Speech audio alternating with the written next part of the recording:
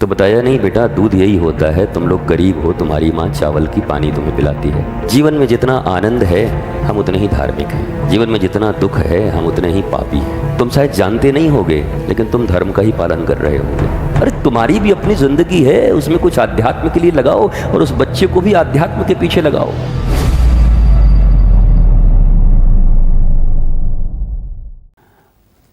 दिव्यतम अवसर मनुष्य को सत्संग के रूप में प्राप्त होते हैं। यह सत्संग मनुष्य की जीवनचर्या,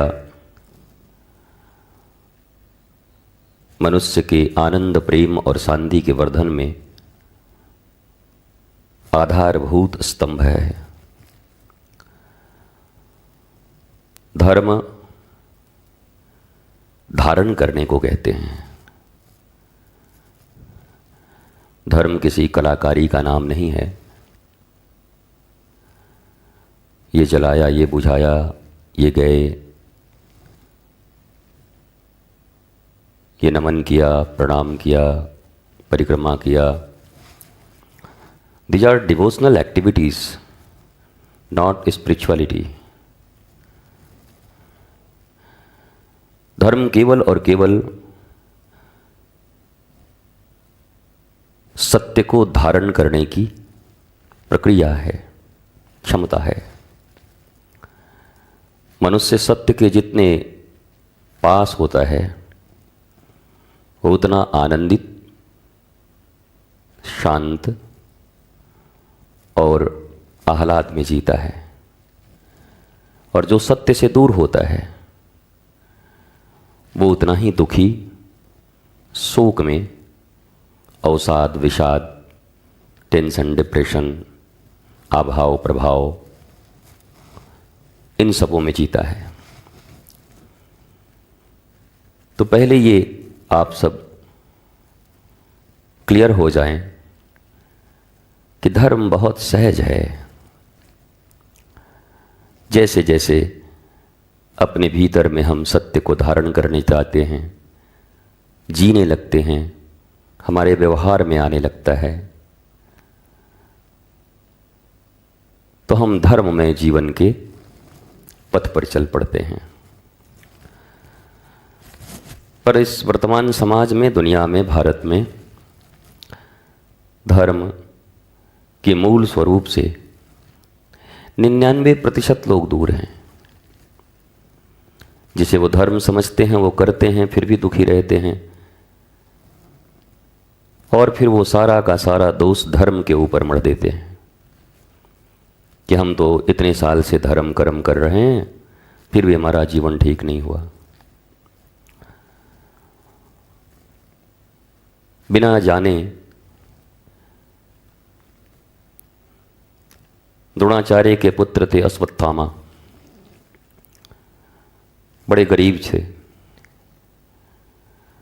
दूध नहीं था घर में, तो चावल के पानी को मैया दे देती थी दूध कह के, और खूब खुश होके पीते थे। वाह, आज दूध पिया, दूध पिया।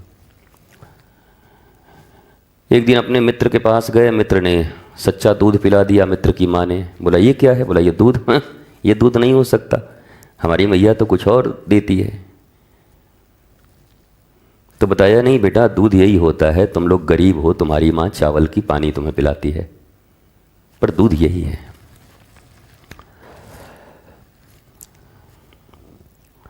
तब अश्वत्थामा को समझ में आया कि मैं अब तक दूध नहीं पी रहा था, चावल का जल पी रहा था। पर दूध ही समझ रहा था, वो नाम तो दूध ही था। जस्ट लाइक धर्म के नाम पर हम सब भी यही कर रहे हैं, और इसीलिए हमारे कोई जीवन में परिवर्तन दिखता नहीं है। मेरा एक बहुत क्लियर लाइन रहता है, मेरा क्या धर्म का है, हमारे ऋषि पुरुषों का है, आर्ष पुरुषों का है। जीवन में जितना आनंद है हम उतने ही धार्मिक हैं, जीवन में जितना दुख है हम उतने ही पापी हैं। इससे दूसरा कोई परिभाषा नहीं है इस पृथ्वी पर। अब तुम्हें बुरा लगे तो लगे तभी शायद सही में किसी दिन धर्म कर पाओगे। पर तुम्हें बुरा न लगे इसके लिए सत्य न कहा जाए और तुम जीवन भर चावल का पानी पी करके दूध समझते रहो, तो ये तो तुम्हारा दुर्भाग्य होगा। मनुष्य को प्रत्येक क्षण में इस बात की जांच करनी चाहिए अपने आप में, मैं कितना फ्री हूं, मुक्त हूं, लिबर्टी, मैं कितना भय रहित हूं, जीवन में मेरा फियरलेस लाइफ, फियरलेस, टीयरलेस।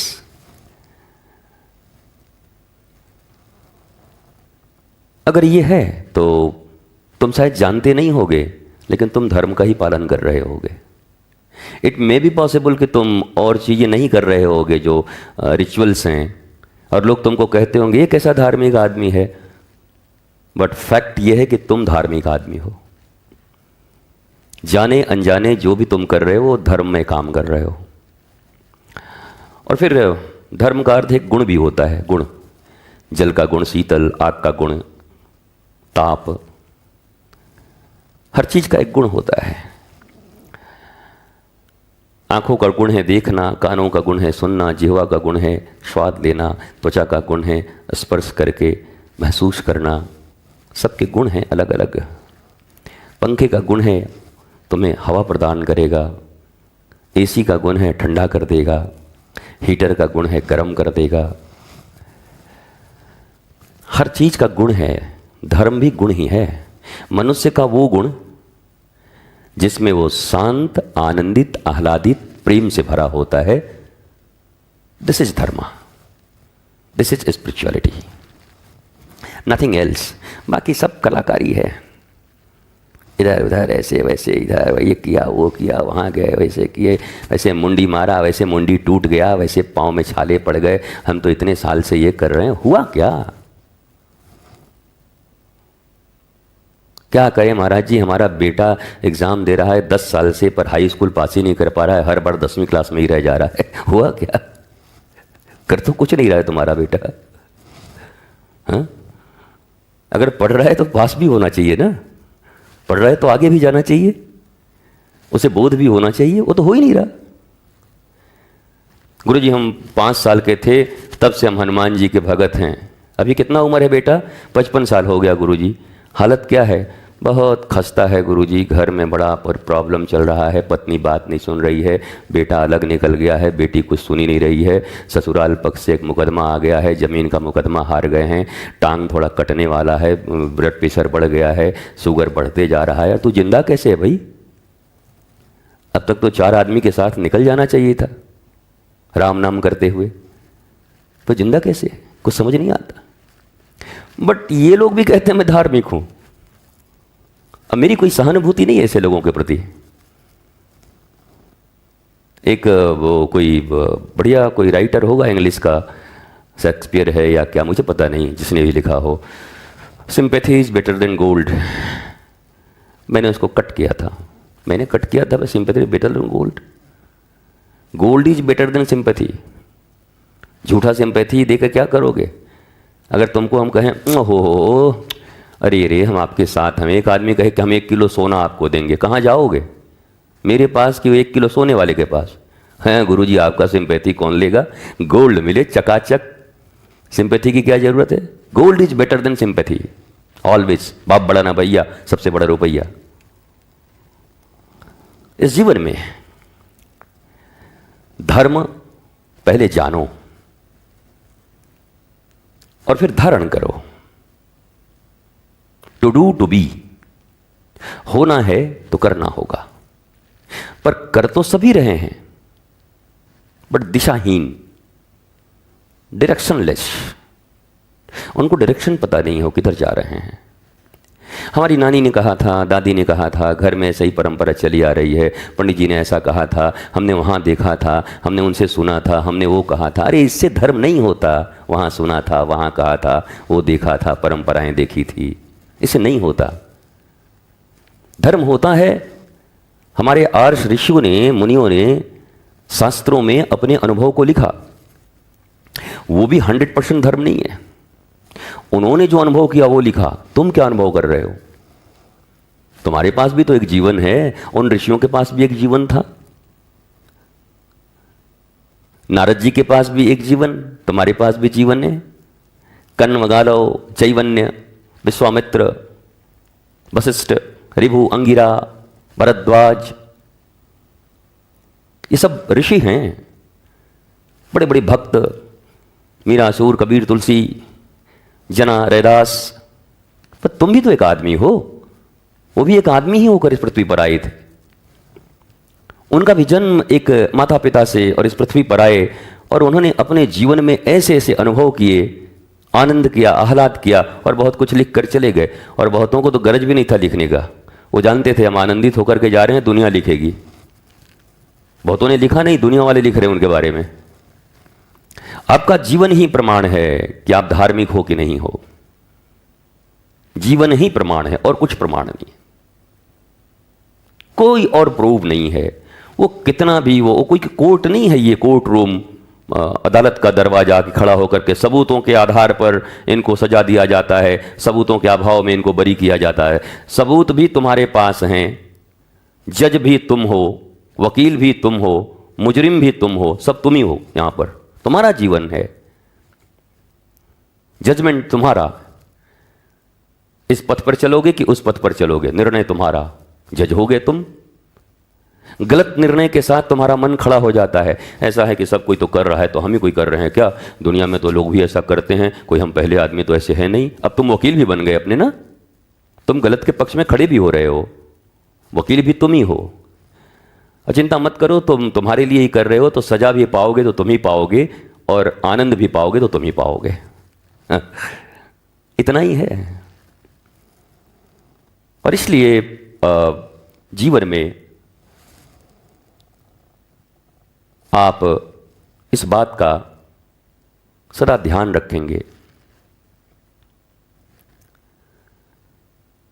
कि हम सच्चे धर्म के पथ पर चल सकें। और ये कोई आग्रह नहीं है ऋषि मुनियों का, शास्त्र का, कि तुम किसी के ऊपर एहसान करोगे। देख रहे हैं गुरुजी हम धर्म के पथ पे। अरे तुम बिल्कुल मत चलो, मरो, हाय हाय करो, बाप बाप करो, रोग से मरो, शोक से मरो, दुख से मरो, डिप्रेशन में मरो। किसको गरज है कि तुमको धर्म सिखाए? It's your life, you are responsible for it, you have to decide. तुम्हारा जीवन है, निर्णय तुम्हारे हैं। तुम एहसान किस पर कर रहे हो? गुरुजी हम सनातन धर्म को मानते हैं, हम सनातन की सेवा कर रहे हैं, आप हमारा साथ नहीं दे रहे हैं। अरे हम कौन है तुम्हारे, हम तुम्हारा साथ देंगे? तुम तुम्हारे जीवन को लेकर के आए हो 70 साल के लिए, फुग्गे की तरफ फूटोगे, फूटने से पहले जो जो करना है तुम करो। Who is responsible for your life? Nobody here. केवल तुम हो अपने जीवन के लिए रिस्पॉन्सिबल, उत्तरदायित्व तुमने लिया है। इसलिए जानवरों में बड़ी अच्छी पद्धति है, मैंने देखा है।